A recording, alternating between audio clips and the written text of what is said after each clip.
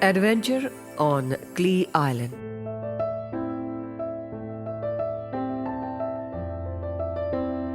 Writer Tanuka Bhaumik Endo.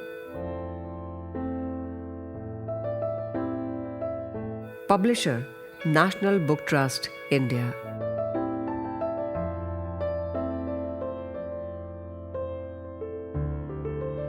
The clue.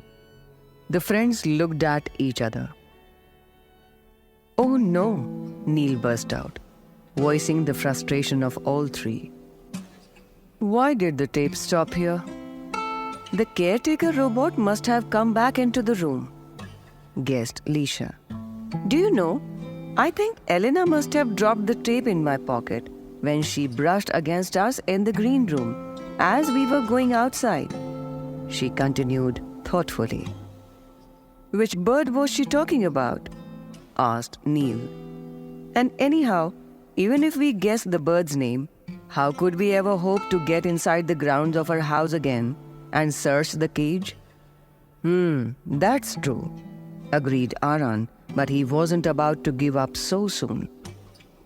"Still, Leisha, Neil, why don't we try and solve the puzzle of which cage she meant? One step at a time, you know. Suppose we solve it, then—" "Yes, what then?"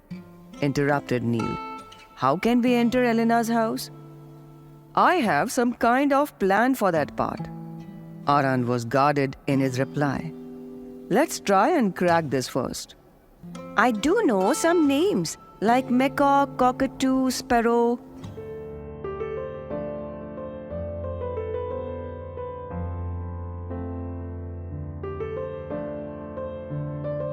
"But none of them remind me of any dance." Leisha sounded despondent. "How about taking Kay's help?" Neil suggested. "We could look at the list of European dances, starting with all the alphabets." Within seconds, all three were watching Kay's screen, which listed a bewildering list of dances. Kolo, Hambo, Zig, Foxtrot,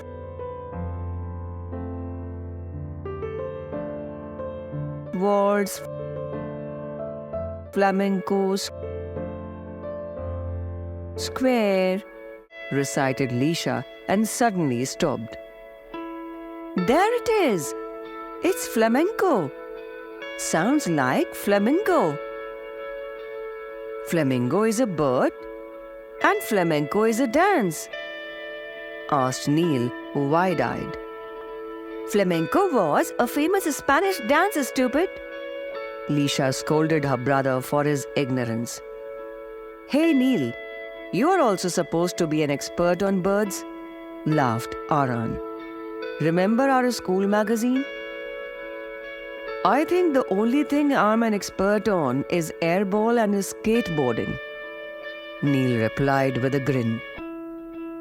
"There's a match tonight between the Launchers and the Giants," Aran reminded him. "Here, look!" Leisha interrupted hurriedly, afraid that the talk of sport would stall the search for Dr. Mikidos's will. She touched the screen on Kay to show the picture of a graceful bird of a vivid pink color. "It's beautiful," said Neil softly. "Isn't it?" Leisha echoed. "I'm so glad I did some homework on birds before I came here.